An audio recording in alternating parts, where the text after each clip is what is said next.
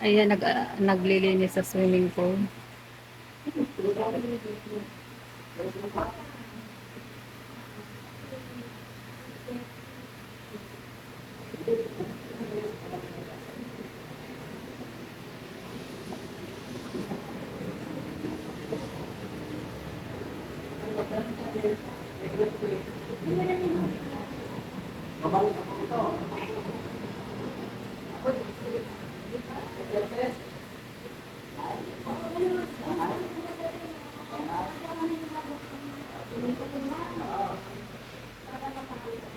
Ang linaw naman ng tubig.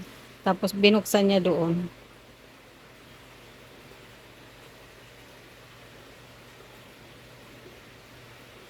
Ang ganyan yan, binabacuum niya.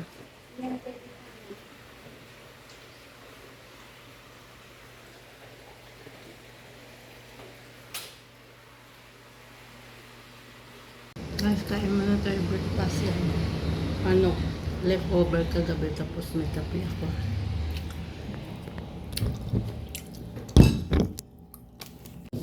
Hi guys, good morning. Mag-ano kami. Sisimba ni nanay.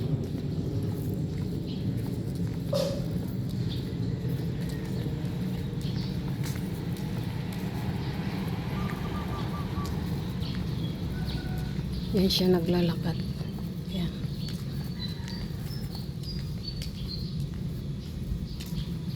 Ang oras pa ngayon, magsi-6 pa lang yata. 6. Nagpahuli ako sa kanila.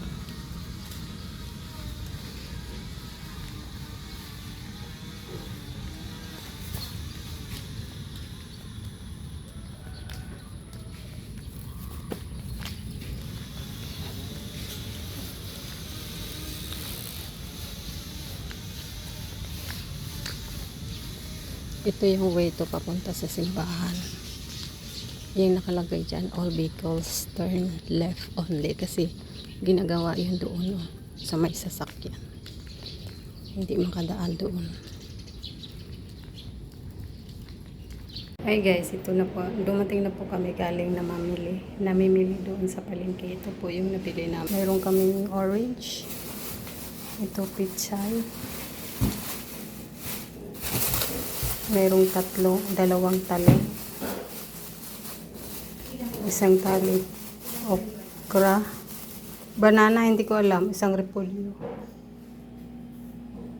Saan ba nakalagay yung banana mo? Isang carrots. Isang kangkong. Saka isang latundan na saging. Yan. Ito. Yan lang ang nabili namin. Tapos mayroon kaming buko. Yung?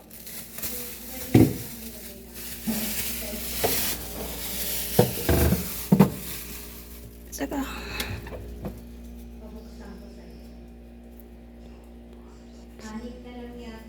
Anim na saging.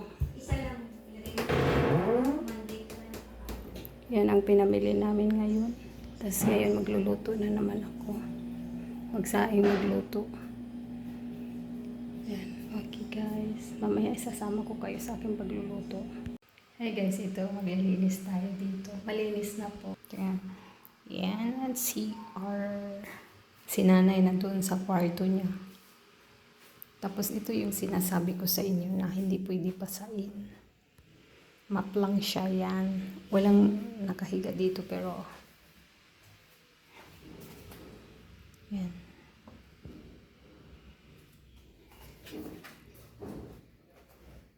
Diba? Pero araw-araw ko siyang nilinisan para hindi ang alikabok. Kasi pag hindi mo araw-araw, mahirap. Kaya alikabok. Kaya araw-arawin mo na lang. Yung parang, lang, chill lang maglinis, diba? Okay guys, bye!